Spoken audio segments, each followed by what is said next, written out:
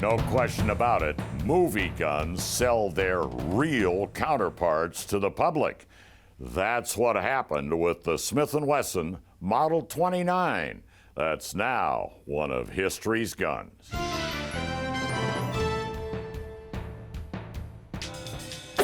This big revolver has an even bigger reputation that's familiar to practically everyone.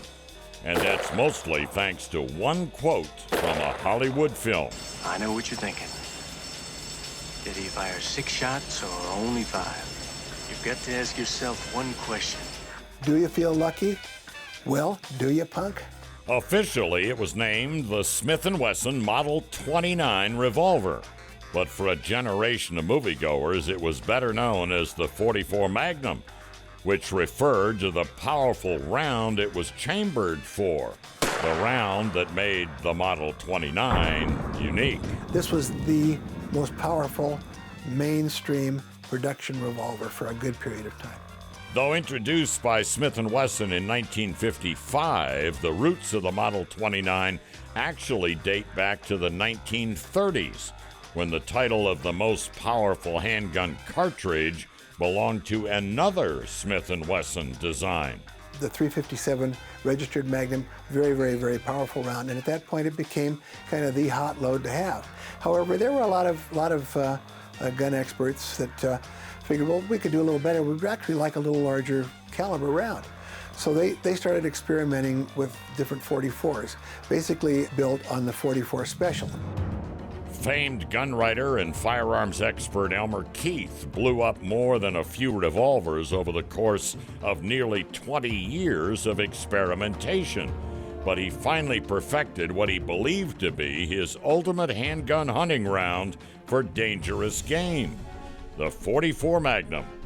He approached Remington Arms with his powerful new round, and Remington agreed to produce it. Then he needed a platform to fire it from, so I went to Smith & Wesson, and Smith & Wesson took a version of their triple lock and modified it and came up with a superb double-action .44 Magnum revolver. At first, it was simply called the .44 Magnum, and its ads boasted the utmost in smashing power. Then, in 1957, Smith gave its big revolver the official designation, the Model 29. It fired a 230 grain bullet initially at around 1,400 and some odd feet per second for 755 foot-pounds of energy. I mean, that's a pretty serious knockdown. But with all that knockdown power came a lot of recoil, no doubt about it. The Model 29 was a handful to shoot. Initially, sales were strong, but after a few years, the novelty of the big gun began to wane, and the market started losing interest. By the late 1960s, sales were very, very, very slow on the gun. As a matter of fact, Smith & Wesson, in effect, had stopped manufacturing the gun, even though it was still listed in catalogs. However, in 1971, a movie came out called Dirty Harry. And this starred Clint Eastwood. He played a San Francisco policeman. And the screenwriter, John Milius, decided the gun that Dirty Harry should carry would be the Smith & Wesson Model 29 .44 Magnum. Well, in the movie, of course, there's this great scene where Clint Eastwood is facing a down fellow, and the guy's getting ready to reach for his gun. And Clint Eastwood says, I know what you're thinking. Did he fire 6 shots or only 5? Well, to tell you the truth, in all this excitement, I've kind of lost track myself.